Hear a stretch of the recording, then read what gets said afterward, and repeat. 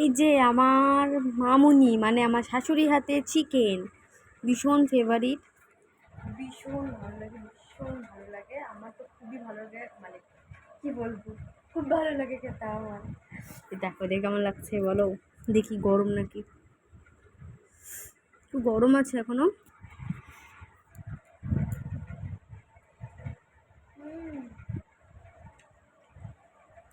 খুবই ভালো,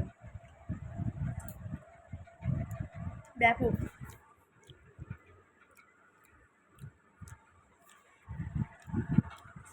কে কে চিকেন খাও, কে কে কমেন্ট করবে।